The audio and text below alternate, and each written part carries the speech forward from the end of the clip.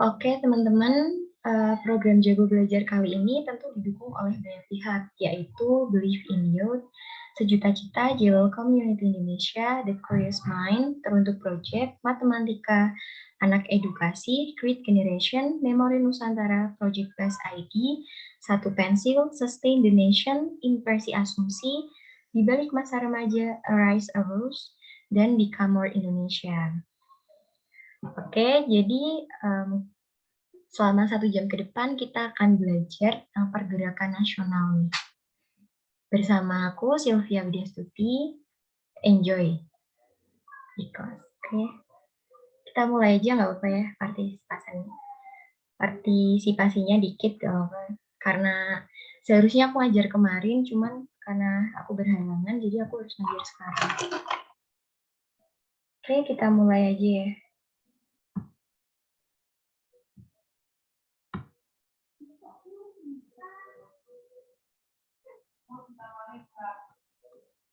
Oke, pergerakan nasional.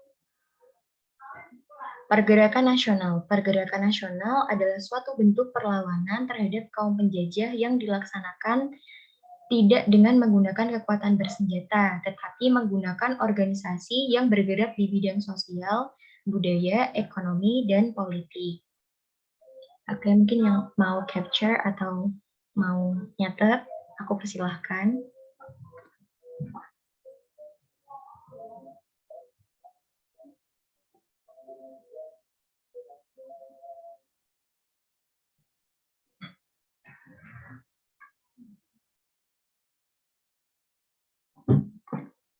Oke, kita ke pembahasan soalnya langsung aja ya. Buat yang nanti mau ketinggalan nyatet, kalian bisa akses di webnya Terjago aja. Kalau yang belum punya akunnya bisa daftar dulu di terjago.id. Oke, kita ke pembahasan soalnya. Soal yang pertama. Berikut yang bukan merupakan faktor internal pemicu muncul dan berkembang pergerakan nasional adalah yang mana nih? Boleh jawab kok, langsung on aja jawab. Terserah nggak apa-apa. Nggak usah malu-malu ya.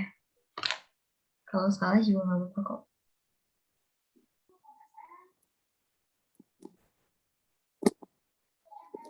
Gimana nih?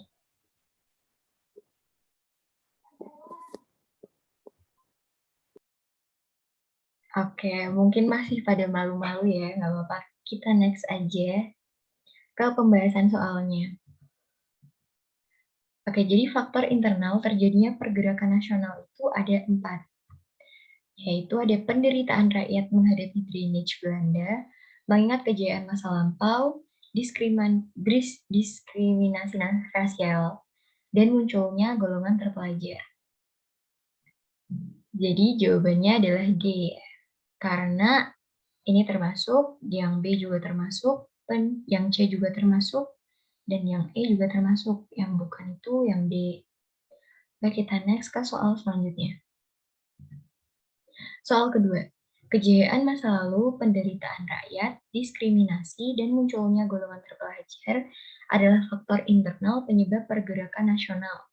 Sedangkan faktor eksternal penyebab pergerakan nasional yang menumbuhkan rasa percaya diri bangsa Indonesia adalah yang mana nih? Ayo dong berpartisipasi dong jawab. Gak apa-apa kok, salah gak apa-apa.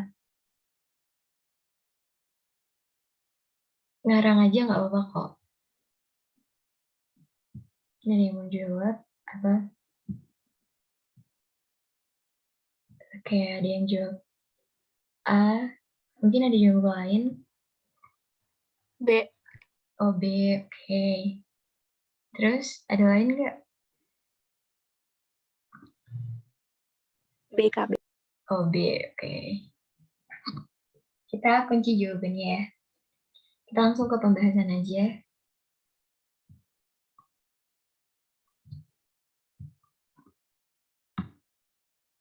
Sorry. Nggak bisa.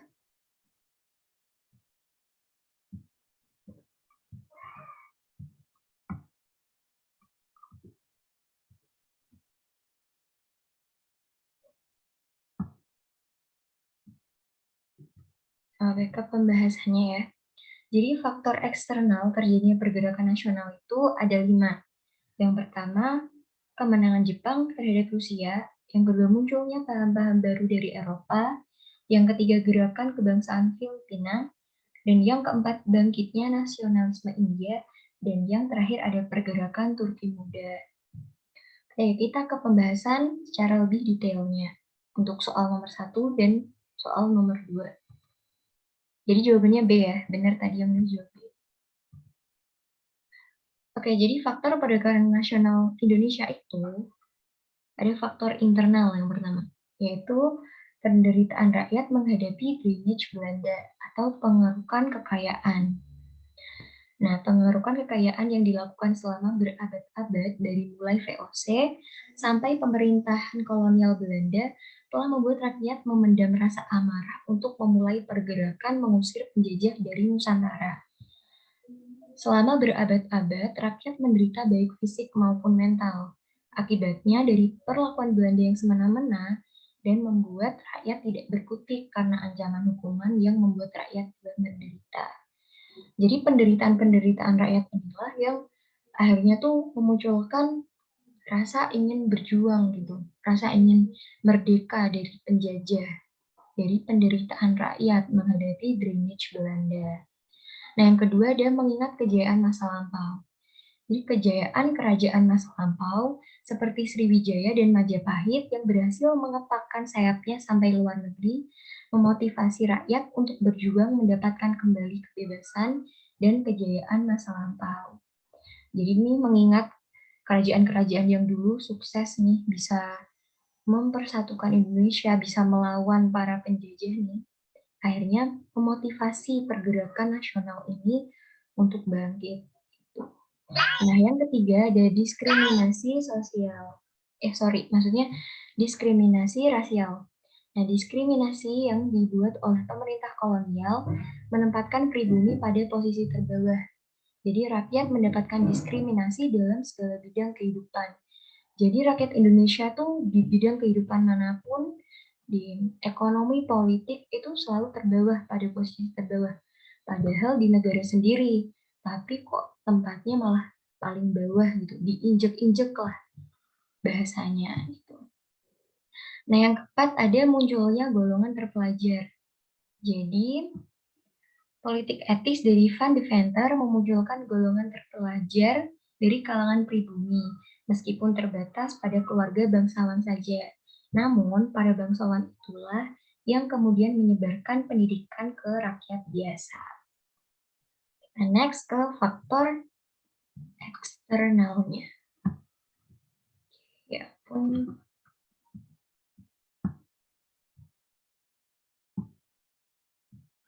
Oke, ke faktor eksternalnya. Jadi yang pertama, kemenangan Jepang terhadap Rusia.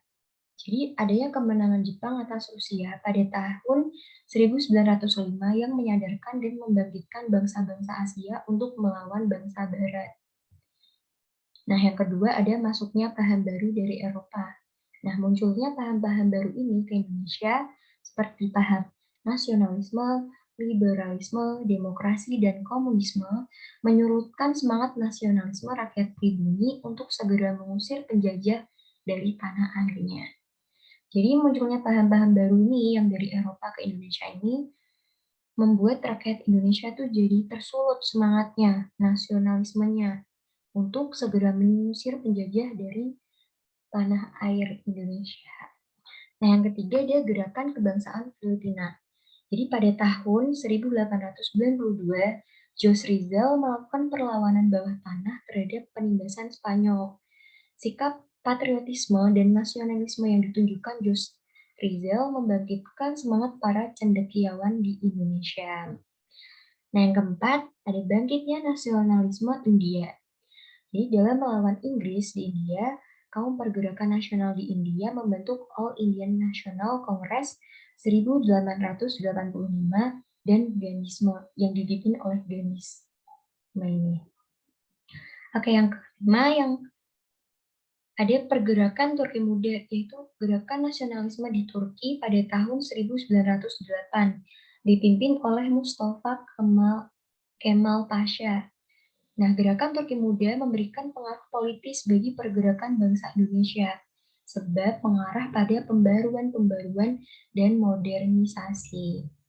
Dan jadi itu gerakan nasionalisme dari bangsa-bangsa Asia ini akhirnya tuh memotivasi pergerakan nasional Indonesia. Jadi mereka nih yang berhasil udah mengusir para penjajah dari negaranya masing-masing ini membuat Indonesia tuh tergerak. Jadi pengen juga ngusir Belanda, ngusir para penjajah dari negeri Indonesia gitu. Ini kita next ke soal selanjutnya. Oke, soal nomor 3. Politik etis untuk pertama kalinya dicetuskan oleh, siapa nih? Yuk jawab yuk. Siapa nih? Bisa jawab di chat. Bisa jawab. Van de Venter. Oke, Van de Venter. Terus ada lagi nggak? Langsung on mic aja nggak apa-apa kok. Kalau salah juga nggak apa-apa. Namanya belajar, sama-sama belajar.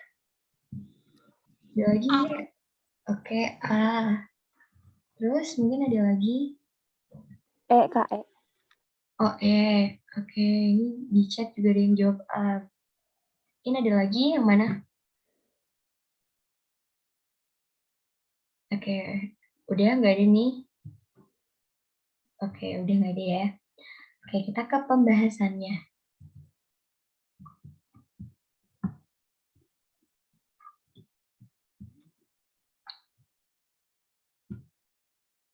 Nah, pembahasan politik etis.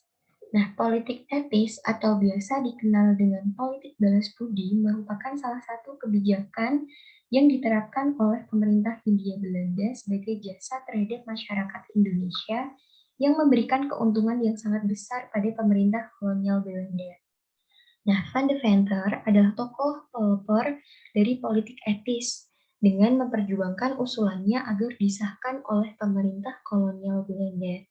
Nah, politik etis ini memiliki 3 hal yang diusung bersamaan dengannya atau biasa disebut dengan trias etika. Nah, 3 hal yang dijanjikan oleh pemerintah kolonial adalah adanya edukasi, irigasi, dan imigrasi. Nah, 3 hal itu apa sih? Oke, kita bahas di slide selanjutnya. Jadi jawabannya yang benar ya tadi Van de Venter. Oke. Jadi, politik etis adalah kebijakan Belanda yang dilakukan sebagai dampak dari sistem tanam paksa. Politik etis didorong oleh desakan kelompok liberal di Belanda pada akhir abad ke-19 Masehi, seperti Konrad Theodor van de Venter. Pemerintah Belanda menjalankan politik etis atau politik balas budi ini dalam 3 kebijakan yang disebut dengan trias van de Venter, yaitu yang pertama ada edukasi atau pendidikan. Edukasi dilakukan dengan membangun lembaga pendidikan modern di Indonesia. Misalnya adalah Teknis Hoger School di Bandung atau THS, Sekolah Teknik Bandung, yang sekarang ini menjadi Institut Teknologi Bandung. Selain itu ada Opleiding School for Inland Ambtenaren atau OSVIA, Sekolah Pegawai Negeri, dan School tot Opleiding van Indische Artsen atau Stovia, yaitu sekolah dokter. Nah, yang kedua ada irigasi atau pembangunan saluran pengairan. Nah, irigasi ini dilakukan dengan cara membangun waduk, bendungan, dan saluran irigasi untuk mengairi lahan persawahan dan perkebunan. Lalu selanjutnya ada imigrasi, yaitu perpindahan penduduk. Perpindahan penduduk dilakukan dengan memindahkan penduduk dari Jawa yang padat untuk bekerja di perkebunan Belanda di luar Jawa, yang juga disebut dengan transmigrasi. Oke, kita next ke soal selanjutnya. Soal keempat. Para tokoh mahasiswa kedokteran sepakat mendirikan sebuah organisasi bernama Budi Utomo. Tokoh yang menjadi pelopor pendirian organisasi ini adalah kayak yang mana nih? Yang B, Kak. Kayak yang B, ada lagi nggak yang mana? Langsung on mic aja nggak apa-apa kok. Biar langsung kejawab gitu. Yang mana nih? Udah ini satu aja masa yang jawab? Salah nggak apa-apa kok. Yang mana nih? Atau mau ngarang juga nggak apa-apa, siapa tahu benar. Cap cip cup kan biasanya. Kak. Oke. Terus ada lagi nggak yang mana? Atau mungkin udah? A. Oh, oke. Oke, udah? B, Kak. Oh, B. Jadi ada B, ada A, ada E. Oke, kita langsung ke pembahasannya. Jadi, tokoh yang menjadi pelopor pendirian organisasi bernama Budi Utomo ini tuh adalah Wahidin Sudirohusodo dan Sutomo. Jadi yang benar tadi jawabannya B ya. Yang jawabannya B udah benar. Yang masih salah nggak apa-apa kok. Kita kan sama-sama belajar di sini, jadi jangan takut buat jawab. Kita ke pembahasan secara lebih detailnya. Nah, jadi Budi Utomo, organisasi Budi Utomo ini adalah organisasi modern pertama yang berdiri pada tanggal 20 Mei 1908. Nah, demi mencapai tujuannya, Budi Utomo bergerak pada bidang pendidikan. Nah, kemudian Budi Utomo membuat program penggalangan dana pendidikan, juga bidang kebudayaan melalui pengembangan kebudayaan Jawa. Nah, perkembangan Budi Utomo ini tidak terlalu pesat, karena ruang lingkupnya mereka terlalu sempit dan hanya berfokus pada Jawa dan Madura. Sehingga mereka kalah pamor nih dengan organisasi Sarekat Islam yang secara keanggotaan terbuka bagi berbagai kalangan masyarakat tanpa ada batasan wilayah. Nah, pada akhirnya Budi Utomo menggabungkan diri ke Partai Indonesia Raya atau Parindra pada tahun 1935, sekaligus berakhirnya kiprah Budi Utomo. Tetapi meskipun kiprah Budi Utomo berakhir, organisasi ini menjadi inspirasi bagi lahirnya organisasi-organisasi nasional. Organisasi-organisasi yang terinspirasi oleh Budi Utomo, yaitu Indis Partij, Perhimpunan Indonesia, dan lain sebagainya. Karena hal itu, hari lahirnya Budi Utomo dijadikan sebagai Hari Kebangkitan Nasional di Indonesia, yaitu pada tanggal 20 Mei. Nah, tokoh-tokoh pelopornya tuh siapa aja sih? Tadi kita udah bahas ya. Jadi tokoh pelopornya itu ada Dr. Wahidin Sudirohusodo dan mahasiswa Stovia. Itu diantaranya ada Dr. Sutomo dan Gunawan Mangunkusumo. Nah, tujuannya sendiri itu adalah mencapai kemajuan Jawa dan Madura melalui bidang pendidikan. Oke, kita next ke slide selanjutnya. Soal kelima, tujuan utama didirikannya Sarekat Islam adalah untuk kayak mana nih? Yang B, Kak. Oh ya, yang B. Terus yang mana? Ada yang lagi nggak yang mana? Kayak jawab aja, nggak apa-apa kok. Yang penting aktif gitu. Biar nggak sepi kelasnya. B. B, C, oke. B, C. Terus ada lagi nggak? Yang mana? Kayak ada jawab. Oke, ada yang jawab C. Jadi jawab. Oh, C, oke. Jadi jawabannya bervariasi ya kali ini. Oke, udah nggak ada lagi? Oke. Bahas aja, Kak. Oke. Kita langsung ke pembahasannya. Nah, jadi maksud awal pendirian Sarekat Islam itu adalah untuk menghimpun para pedagang pribumi Muslim agar dapat bersaing dengan pedagang asing Tionghoa. Nah, jadi udah kelihatan ya jawabannya yang mana? Jadi jawabannya adalah D. Jadi tadi yang jawab B udah benar. Ya udah pintar.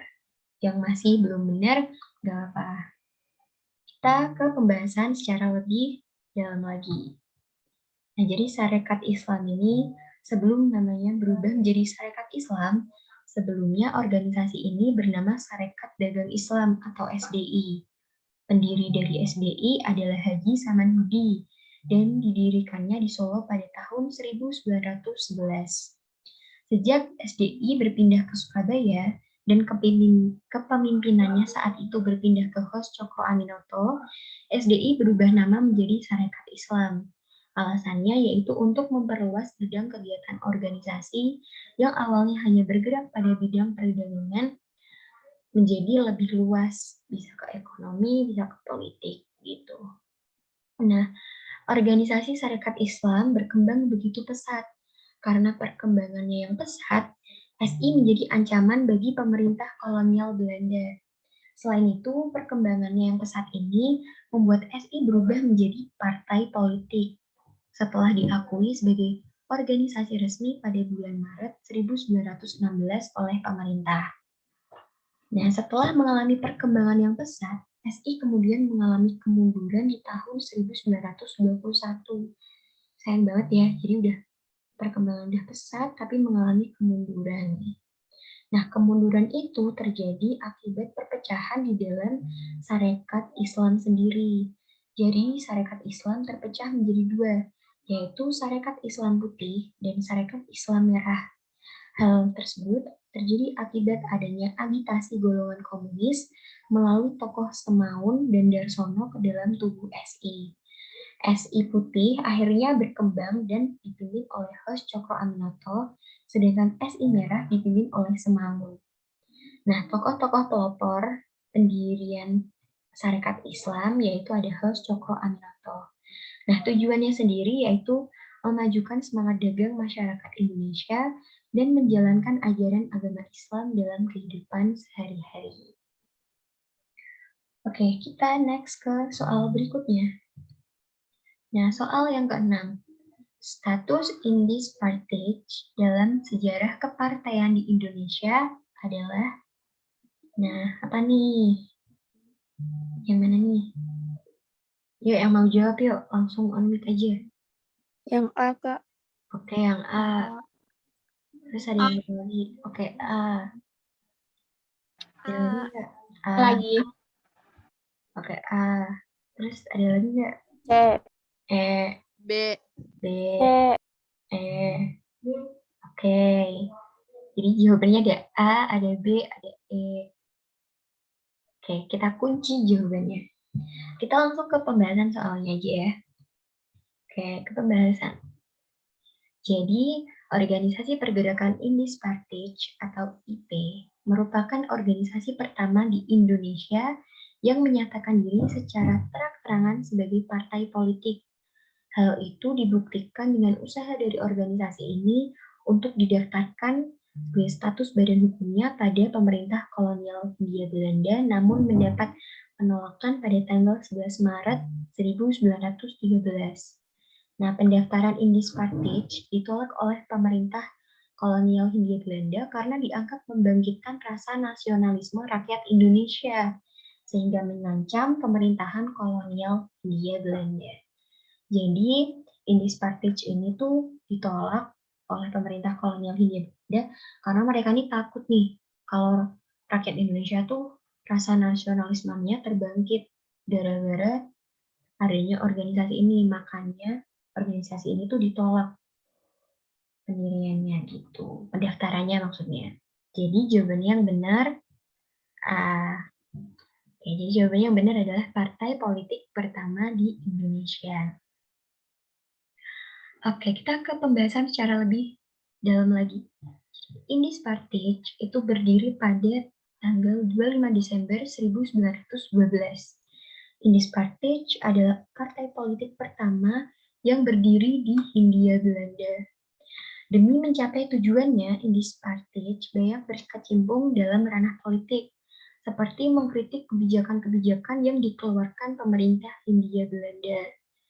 Lalu Indis Partage banyak mengeluarkan tulisan kritikannya terhadap pemerintah Hindia Belanda melalui surat kabar yang sering dipublikasikan.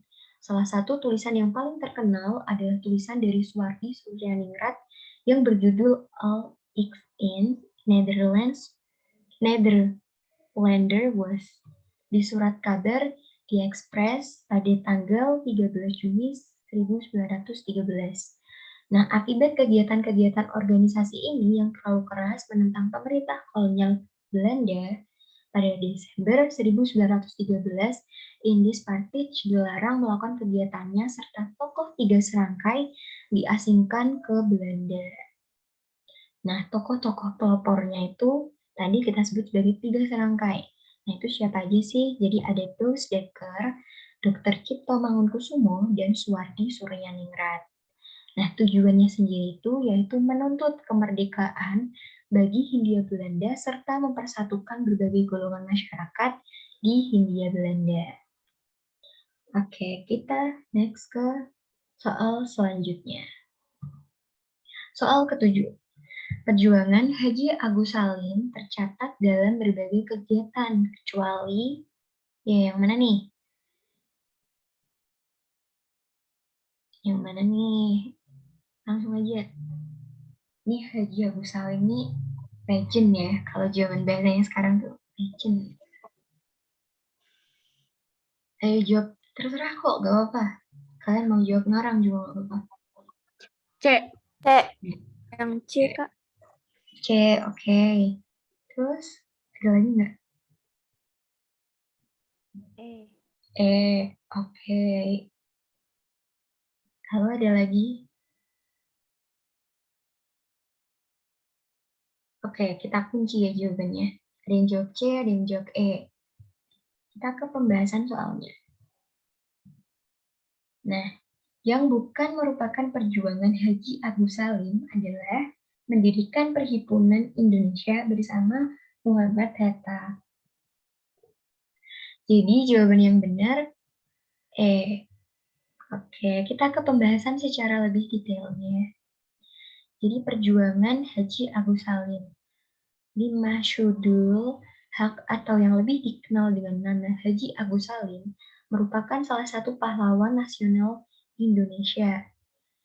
Haji Agus Salim berasal dari Sumatera Barat, menempuh pendidikan di ELS, kemudian dilanjutkan dengan HBS di Batavia. Nah, berbagai perjuangan Haji Agus Salim, di antara lain, Haji Agus Salim berkecimpung dalam dunia jurnalistik, antara lain Harian Neraca pada tahun 1915, kemudian menjadi pemimpin Harian Hindia Baru, lalu Haji Agus Salim mendirikan Surat Kabar Fajar Asia. Haji Agus Salim juga menjadi pemimpin redaksi Harian Mustika. Nah, lalu selanjutnya Haji Agus Salim juga tergabung dalam Sarekat Islam dan menjadi pimpinan kedua setelah Hos Cokro Aminoto. Nah, Haji Agus Salim juga berpidato pada Kongres pertama Jong Islamic Bonn. Nah, Haji Agus Salim juga menjadi anggota Volksrat, mewakili Sarekat Islam.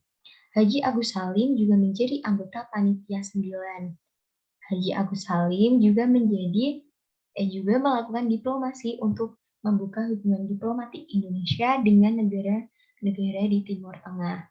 Lalu ia juga menjadi Menteri Luar Negeri pada Kabinet Sultan Syahrir II dan III, Menteri Luar Negeri Kabinet Amir, dan Menteri Luar Negeri Kabinet Hatta. Dan Haji Agus Salim ini dijuluki dengan julukan The Grand Old Man. Karena jasa-jasanya yang luar biasa, beliau ini disebut dengan julukan The Grand Old Man. Ini legend ya Pak Haji Agus Salim ini. Oke, kita next ke soal berikutnya. Soal ke-8. Di bawah ini yang merupakan organisasi pergerakan Islam di Indonesia adalah, nah yang mana nih? Yang C, Kak. Yang C. Kak. Oke, yang C. A. Terus ada lagi nggak? Yang mana? E, Kak. E, oke. Kalau ada lagi nggak yang mana? E, Kak. Oh, oke. E, jadi ada yang C, ada yang E. Ada lagi nggak yang mungkin B atau A atau D? Nggak ada ya? Pada yakin nih kayaknya jawabannya. Oke, kita ke pembahasan soalnya. Kita kunci tadi jawabannya. Nah, jadi Nahdlatul Ulama dan Muhammadiyah merupakan organisasi pergerakan Islam pada masa pergerakan nasional. Jadi yang benar jawabannya adalah C. Oke, jadi yang merupakan organisasi pergerakan Islam di Indonesia pada masa pergerakan nasional itu ada dua ya teman-teman, yaitu Nahdlatul Ulama dan Muhammadiyah. Kita ke pembahasan secara lebih detailnya. Nah, organisasi pergerakan Islam. Yang pertama ada Muhammadiyah. Muhammadiyah didirikan oleh Kiai Haji Ahmad Dahlan pada 18 November 1912. Pendirian Muhammadiyah bertujuan untuk memurnikan ajaran agama Islam di Jawa. Kiai Haji Ahmad Dahlan menganggap bahwa umat Islam Jawa pada masa tersebut melenceng dari ajaran agama Islam dengan melakukan ibadah-ibadah yang bersifat mistik. Ahmad Dahlan juga berkeinginan untuk meningkatkan kesejahteraan dan persatuan umat Islam melalui kegiatan-kegiatan di bidang agama, sosial, dan pendidikan. Nah, pada awalnya Muhammadiyah berkembang secara perlahan karena mendapat penolakan dari komunitas agama Islam tradisional di Jawa. Namun, penolakan-penolakan tersebut tidak menyurutkan Ahmad Dahlan untuk terus mengembangkan organisasi Muhammadiyah. Nah, pada tahun 1925, Muhammadiyah memiliki lebih dari 4.000 anggota dan berhasil mendirikan 55 sekolah di berbagai kota besar Jawa. Selain itu, Muhammadiyah juga berhasil mendirikan balai pengobatan, panti asuhan, dan rumah duafa bagi masyarakat pribumi Nusantara. Nah, yang selanjutnya ada Nahdlatul Ulama.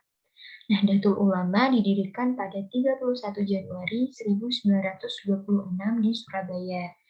Pendirian Nahdlatul Ulama tidak terlepas dari peran Kiai Haji Hashim Asy'ari dan Kiai Haji Abdul Wahab Hasbullah. Kedua tokoh ini dibantu oleh beberapa ulama lain sepakat menyatukan komunitas-komunitas di lingkungan pesantren untuk menjadi Nahdlatul Ulama. Jadi beliau-beliau ini menyatukan komunitas-komunitas di lingkungan pesantren itu untuk menjadi Nahdlatul Ulama. Nah, pada masa pergerakan nasional di Indonesia pada awal abad ke-20 Masehi, NU memberikan sumbangsih yang besar terhadap bidang pendidikan, sosial, dan politik di kalangan masyarakat pribumi Indonesia. Pada perkembangannya, NU berperan aktif dalam melakukan perlawanan terhadap kolonialisme Belanda. Perlawanan NU direalisasikan melalui program pendidikan, pelatihan kemandirian, pemberdayaan ekonomi, dan kajian keagamaan bagi umat Islam. Melalui program-program tersebut, NU berhasil mengembangkan sikap nasionalis masyarakat pribumi Indonesia untuk melawan kolonialisme Belanda. Oke, berikut dua penjelasan tadi organisasi pergerakan Islam di Indonesia pada masa pergerakan nasional. Kita next ke soal berikutnya. Soal ke-9. Organisasi perempuan di bawah Muhammadiyah antara lain, nah yang mana nih? Mungkin ada yang Aisyah. Oh, Aisyah, oke. Terus ada lagi nggak yang jawab? Mana nih? Yang C, Kak. Yang C, Aisyah ya.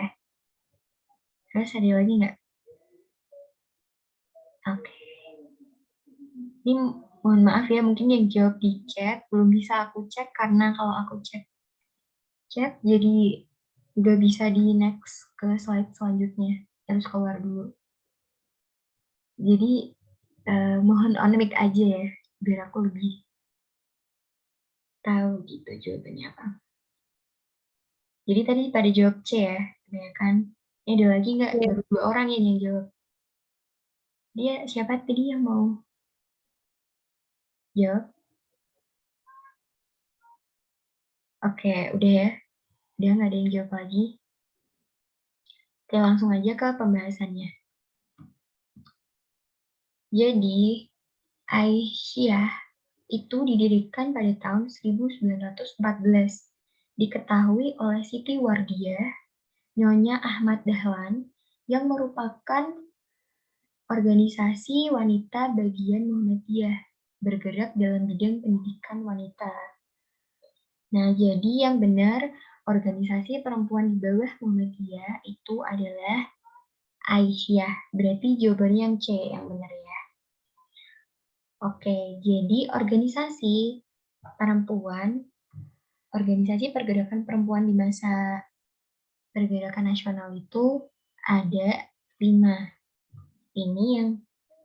Ini antara lain ada 5. Sebenarnya masih ada lagi, cuman gak muat, jadi aku sebutin 5 aja yang terkenal. Nah, yang pertama ada Putri Mardika. Didirikan pada tahun 1912. Putri Mardika yang merupakan bagian dari organisasi Budi Utomo. Putri Mardika mendampingi para perempuan dalam pendidikan, memberikan beasiswa, dan menerbitkan majalah sendiri. Yang kedua ada Kartini Fonds. Kartini Fonds yang diprakarsai oleh Nyonya Van de Venter. Salah satu usaha dari Kartini Fonds adalah mendirikan sekolah-sekolah yang disebut dengan Sekolah Kartini di berbagai kota seperti Batavia, Cirebon, Semarang, Madiun, dan Surabaya. Nah, selanjutnya ada Keutamaan Istri. Didirikan pada tahun 1913, Keutamaan Istri di Tasikmalaya yang dipimpin oleh Dewi Sartika bertujuan mendirikan sekolah anak-anak remaja putri. Sekolah perempuan di Cianjur pada tahun 1916, di Ciamis pada tahun 1916, di Sumedang pada tahun 1916, dan di Cicurug pada tahun 1918. Selanjutnya ada Kerajinan Amai Setia atau KAS. Kerajinan Amai Setia di Sumatera Barat yang diketahui oleh Rohana Kudus. Organisasi itu bertujuan untuk meningkatkan derajat wanita dan pada tahun 1914, Kerajinan Amai Setia itu berhasil mendirikan sekolah perempuan pertama di Sumatera Barat. Lalu ada Aisyah yang tadi kita sempat bahas, yang didirikan pada tahun 1914 dan diketuai oleh Siti Wardiah Nyonya Ahmad Dahlan yang merupakan organisasi wanita bagian Muhammadiyah bergerak dalam bidang pendidikan wanita. Oke, jadi berikut adalah organisasi perempuan di masa pergerakan nasional. Kita next ke soal terakhir, soal ke-10. Pergerakan nasional yang memperjuangkan cita-cita Indonesia merdeka melaksanakan taktik kooperasi yang artinya yang mana nih? Bisa ngarang kok kalau belum tahu, nggak apa-apa. Nanti kita bahas. Oke, yang A. Yang A, Kak. Oke. Ini apa mentang-mentang kooperasi, jadi jawabannya kooperasi gitu ya. Oke, mungkin ada lagi yang jawab lain. Yang E, Kak, yang E. Jadi ada yang jawab A, ada yang jawab E. Mungkin ada yang jawab B, C, D. Kak. Oke. Oke, kita kunci jawabannya. Kita ke pembahasan soal yang terakhir. Nah, jadi gerakan kooperasi atau kooperatif pada masa pergerakan nasional artinya melakukan kerjasama dengan pemerintah kolonial Belanda. Nah, taktik ini dilakukan karena jika para tokoh organisasi kooperatif terhadap Belanda, maka Belanda akan mendukung organisasi tersebut. Jadi, Gerakan Nasional itu memperjuangkan cita-citanya Indonesia melaksanakan dengan taktik kooperasi, yaitu maksudnya melakukan kerjasama dengan pemerintah kolonial Belanda, biar didukung nih sama Belanda. Biar organisasi didukung, makanya mereka bersikap kooperatif terhadap Belanda. Gitu. Jadi jawabannya yang benar B. Oke. Selesai, kita sampai ke pembahasan soal yang terakhir. Oke, mungkin ada yang mau ditanyakan dari teman-teman? Atau mau sharing-sharing juga boleh. Mau kuliah di mana, mau apa? Kakak, saya mau nanya. Iya, di mana? Apa? Kalau biar apal sama sejarah-sejarah itu harus banyak baca atau gimana, Kak? Tips-tipsnya. Kalau dari aku sendiri ya, dulu itu aku belajar sejarah karena sejarah itu merupakan salah satu favorit aku ya, materi favorit aku dulu waktu SMA. Itu aku belajarnya dibaca sih, dipahami. Karena kalau kita kayak menghafal gitu kan susah ya. Kita kan menghafal nggak cuma satu mapel, banyak mapel yang harus dihafal. Karena contohnya kan kayak mungkin rumus-rumus itu kan juga perlu dihafal. Jadi kalau aku biasanya lebih ke memahami aja dan sering-sering membaca. Jadi kalau kalian kayak belajar sejarah itu mending dipahami. Jadi kalau kalian mungkin kurang paham sama kata-katanya, coba dibaca berulang kali. Jadi nggak cuma sekali, cuma dipahami kalimatnya nih berkali-kali dibaca gitu. Nanti akhirnya kalian nemu kok apa nanti maksudnya itu apa. Kalau Harus banyakin dirang. latihan soal gimana, Kak? Gimana? Kalau banyakin latihan soal, Iya gitu juga nggak apa-apa kok. Mungkin kalian yang mungkin karena apa ya? Aku sendiri kalau belajar itu nggak cuma dari materi ya. Kalau kita belajar cuma materi aja, kadang tuh kita nggak mudeng gitu. Maksudnya kan materi itu gimana sih? Kalau aku nggak mudeng-mudeng ya. Nah kita bisa belajar pakai latihan-latihan soal itu bisa. Biasanya tuh efektif ya buat yang mungkin nggak kalau belajar materi kurang paham, kita bisa belajar latihan-latihan soal. Itu bisa juga kok. Nanti kalian lama-lama tuh hafal. Jadi, oh ternyata soal-soal kayak gini ya yang bakal keluar. Oh ternyata model soal yang kayak gini ya. Karena soal tuh mesti nggak jauh beda kok. Dari soal tahun ke tahun tuh nggak jauh beda. Jadi pasti ada kesamaan di antara soal dari tahun ke tahun. Jadi belajar latihan soal juga nggak apa-apa kalau kalian mungkin sulit memahami materi sejarah. Gitu. Oke, Kak. Makasih, Kak. Sama-sama, Kasih, Kak. Kak. Mungkin ada yang mau tanya lagi atau sharing mau kuliah di mana? Aku kuliah di mana, Kak? Aku kuliah di Udinus. Aku swasta. Oke, mungkin sebelum kita sharing-sharing, aku tutup dulu aja kali ya. Nanti kita sharing habis ini. Aku hentiin record ya maksudnya. Oke, jadi kami ucapkan terima kasih kepada adik-adik yang udah berpartisipasi dalam Jago Belajar kali ini.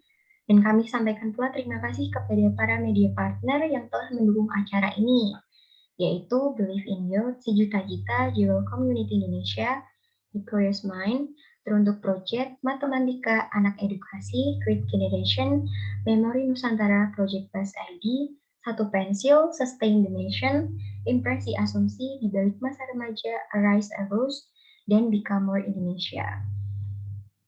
Oke, terima kasih semuanya.